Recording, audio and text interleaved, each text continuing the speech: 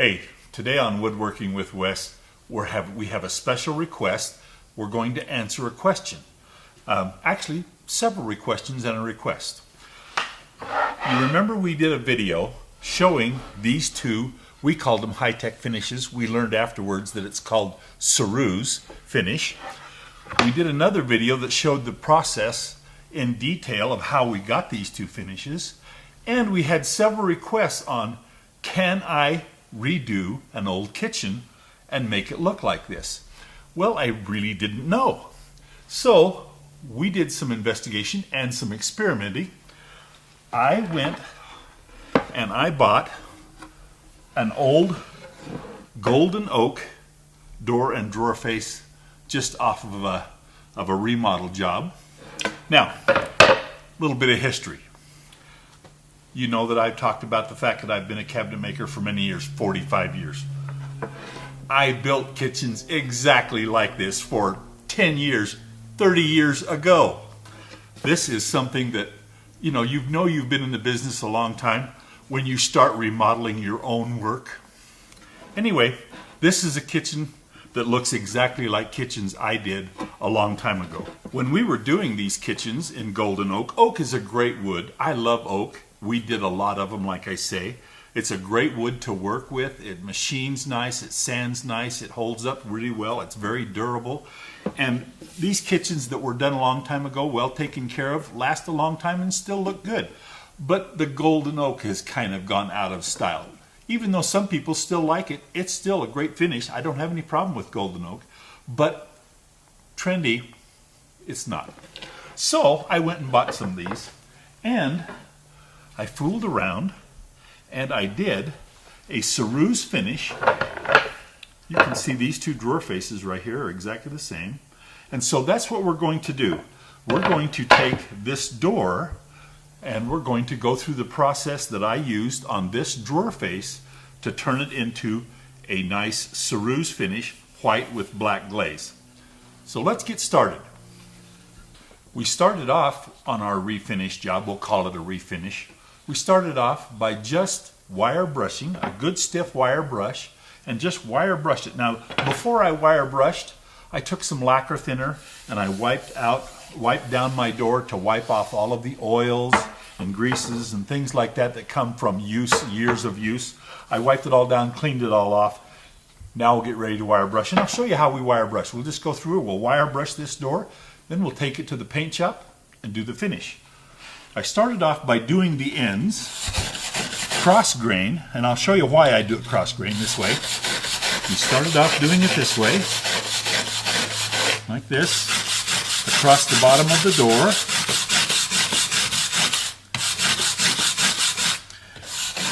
Bottom rail and molding.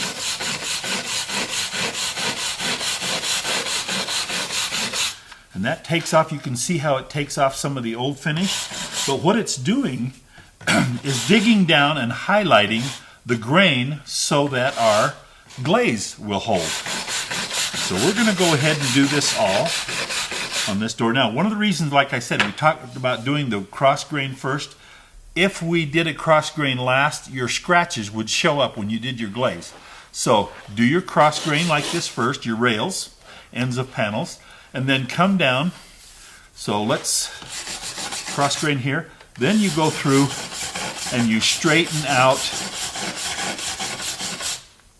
your wire brushing on your style stock, on the face of your panels, down the edges here, down your molding.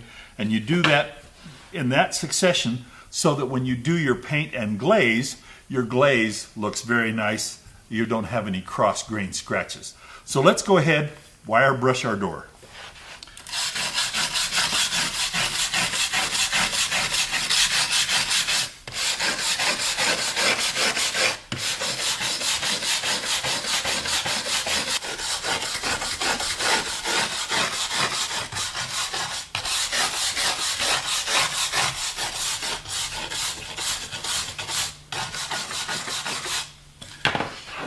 We've spent about 10 minutes now wire brushing this door, scrubbing really good and hard. I want to show you one thing. We had a dent in the door that was fairly significant. If we would have left that, that would have shown up as a big black mark with our glaze. So I filled it. Now I'm going to take the wire brush and wire brush away the putty. And now this is just going to, with the paint, you won't see the dent anymore, and when we put the glaze on it, it'll hide that repair that I did, won't show up. And so if you have any repair work on your existing kitchen, fill it, wire brush it, it'll disappear. You'll see when we get over to the paint shop.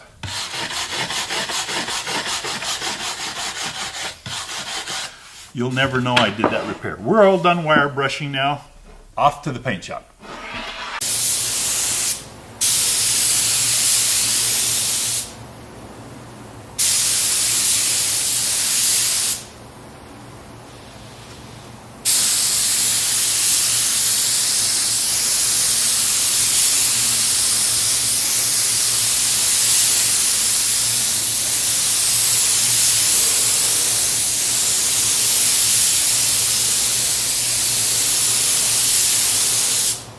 We've just completed giving 2 coats of white vinyl on our door. If you look real close, you can see the grain is highlighted by our wire brush. This is where the glaze is going to hold, but we're going to go ahead and give this a soft sand now to smooth out our vinyl primer, and then we'll put the glaze on. Now, again, the vinyl primer that I use is ML Campbell vinyl primer, and I have it tinted to a color that is specific for a job that I have. This happens to be a job that has the color Snowbound. They mix it to match the color that I choose, but it is just a white vinyl primer by ML Campbell. The glaze that we are going to be using, it doesn't say so on the can because they mixed me just a quart. I was using Benjamin Moore glaze, and I liked Benjamin Moore glaze, but I was introduced to ML Campbell furniture glaze. This is a color that they've mixed up, black furniture glaze that they've made for me. I like it a lot better. So I'm going to be using ML Campbell furniture glaze from now on for all of my glazing purposes. So this is what we're going to use for glaze. So we're going to take a soft sanding sponge. We're going to sand our door, and then we're going to glaze it.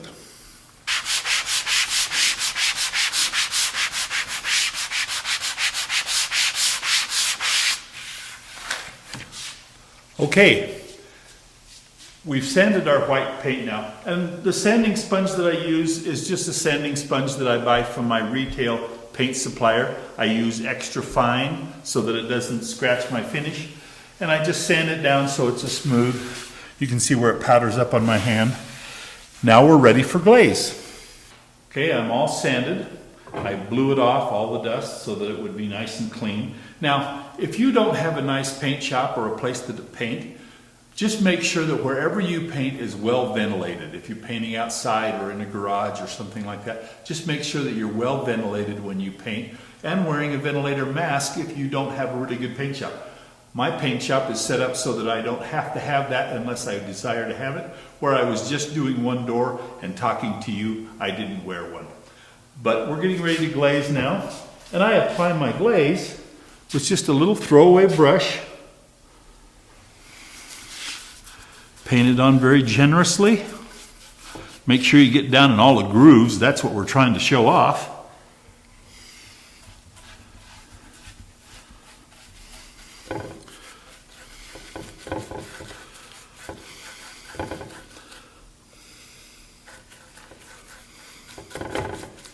I like to wear gloves so I don't have to clean up as much. And just paint your glaze on there nice and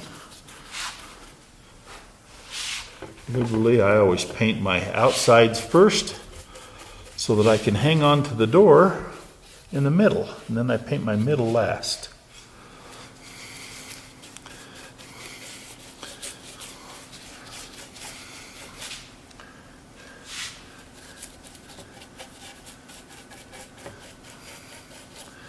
One of the other things I like about ML Campbell furniture glaze is the drying time is much faster. The Benjamin Moore took several hours to dry. This only takes just about an hour to dry. So it speeds up the process. If you are doing multiples, you can get done much faster.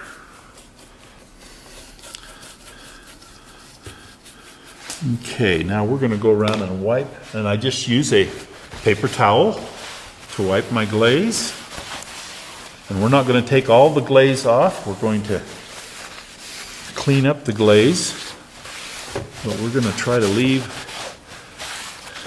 a good coat of glaze because we're wanting our grain to stand out. Now see, there's our, we start wiping up and there's the grain starting to show.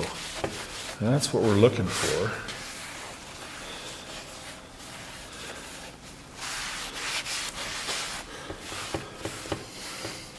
Glaze also highlights the profiles on your stile and rail set.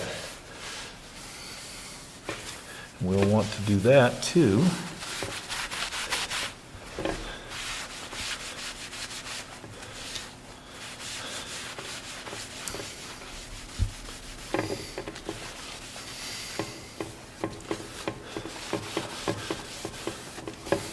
Now there's a trick that makes your white and black really stand out, and I'll talk about that in just a minute. But let's get the glaze in here really good.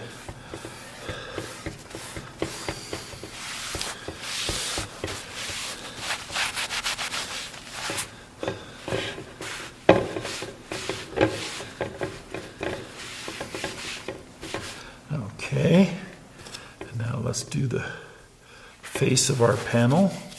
Again, make sure you get plenty of glaze on there so it gets down into those grooves that we spent so much time creating with our wire brush, because that's what makes the grain stand out, is the glaze in the grooves where you've wire brushed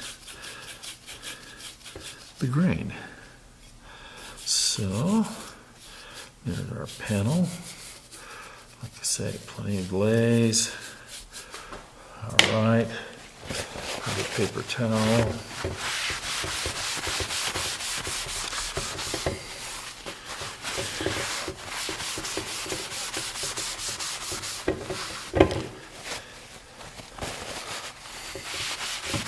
The reason I like to use a paper towel, first off, they're inexpensive, and when you get done using them, you just throw them away and it makes your cleanup much nicer, much easier.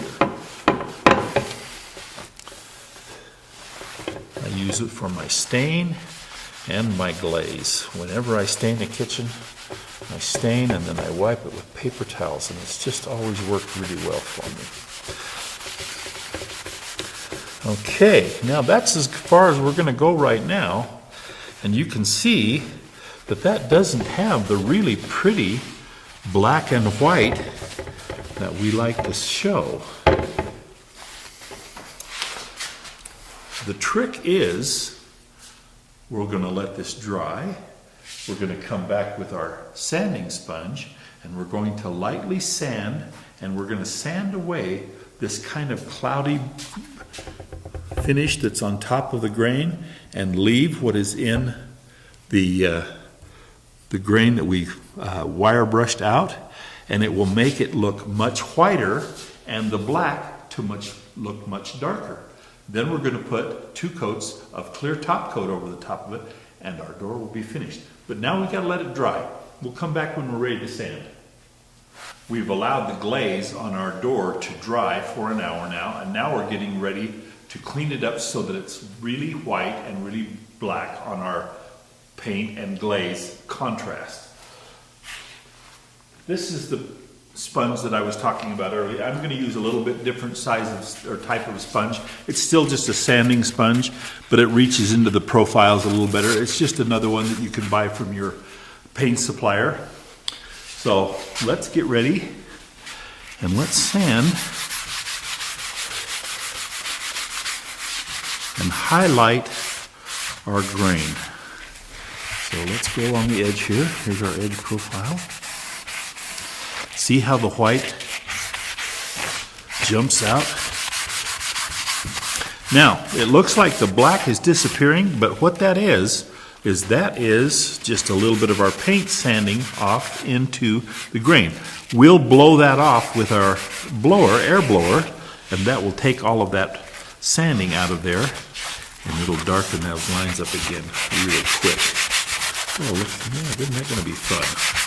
Look how that grain pops out. The glaze in our grain pops out like that. Okay.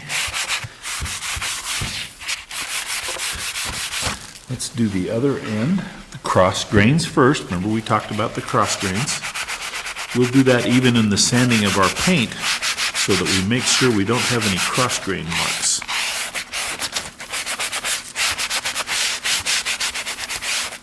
I do that when I sand my lacquer and everything. I always sand with the grain.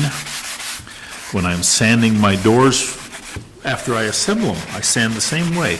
I always sand with my grain, doing my rails and first, and then my stiles next. And then on my panels, end grain, and then long grain.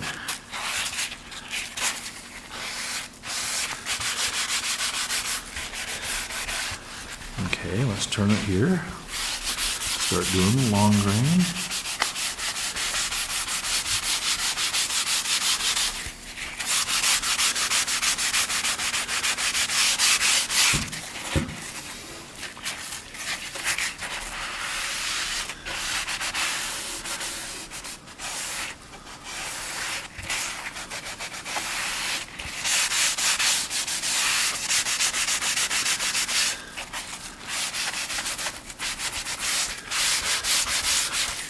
The edges of our raised panel, same way. The inside of our stile and rail profile, leaving a little bit of glaze to highlight our profile. Let's flip around here, get the edge again. Remember how I always do the edges first and then the panel last? Same thing here.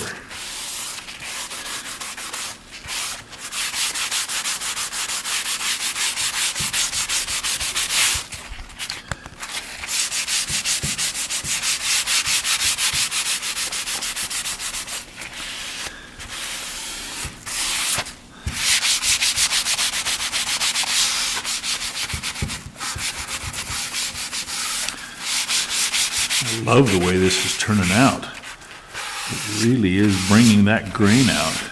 That's hard to believe that that was a golden oak door.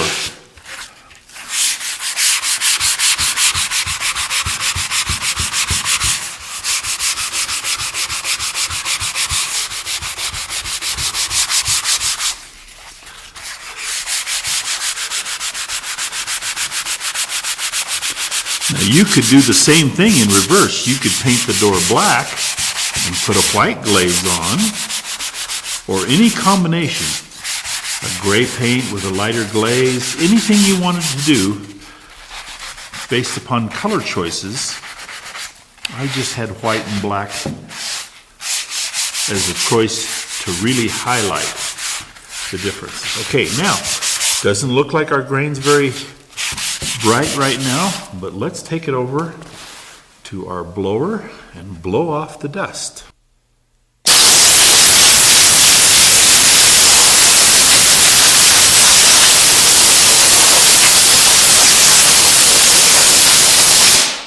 Okay, there we are after our initial sand.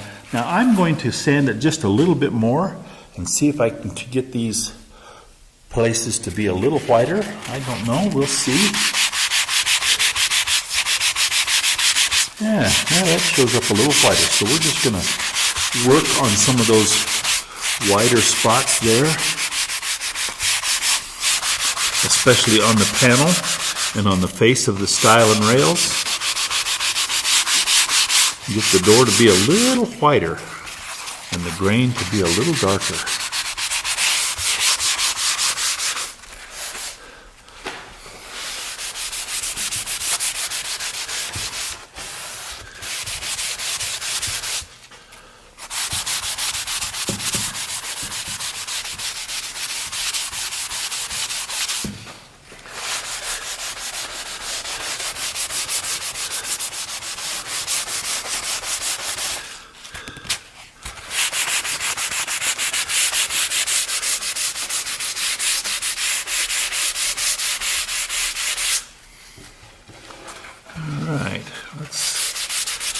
this last piece here, working on those white pieces, bringing out that white color even more.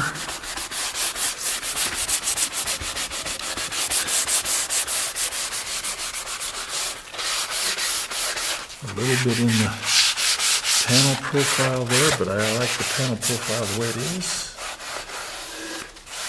All right.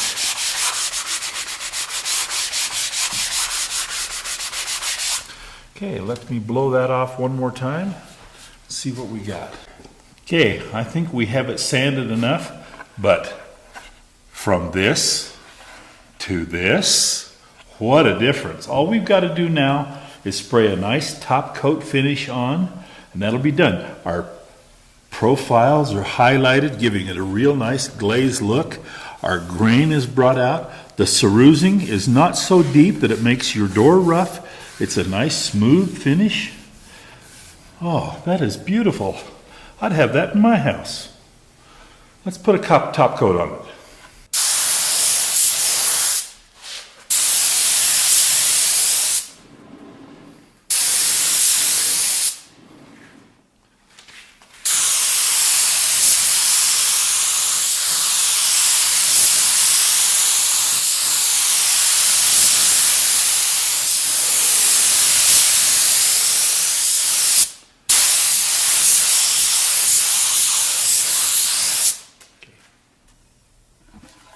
Ta-da! We've sprayed our top coat, and it looks beautiful. Now this top coat, we just used a lacquer, a spray lacquer, but you could use polyurethane or anything like that to put your top coat on. So whatever you desire to have for your top coat, I spray lacquer, so that's what we did. But that's what we've done. We've just got a beautiful finish, and to be able to go from an old golden oak kitchen to a very nice ceruse finish, just wonderful. We had a lot of inquiries when we were doing our ceruse finish. We had a lot of questions, and one of the questions asked most often was, could you do this in your kitchen? And that's why we did this door, and yes, you can. And it will turn out beautiful. The cabinets being in place in your kitchen will be a little more work, but you could work on that. That'll be okay. I want to show you one thing on our finish. When I sprayed my lacquer, I noticed that I have a little line where I sanded through my white paint. And I just wanted to point that out. You could put a little paint on your finger or a real small little artist's brush, and you could touch that up and that would disappear. I didn't see it until I sprayed my lacquer, but I just wanted to show you that can be taken care of. Just pay a little attention to that and you'd be fine. But that makes a beautiful door. It would sure change your kitchen. If you have an old golden oak kitchen that you're looking for a change, there's your change. Works great. This has been a fun project, and we hope we answered questions that have been asked us about whether or not you can do this. And we look forward to seeing you next time on Woodworking with Wes. We're going to have some more fun.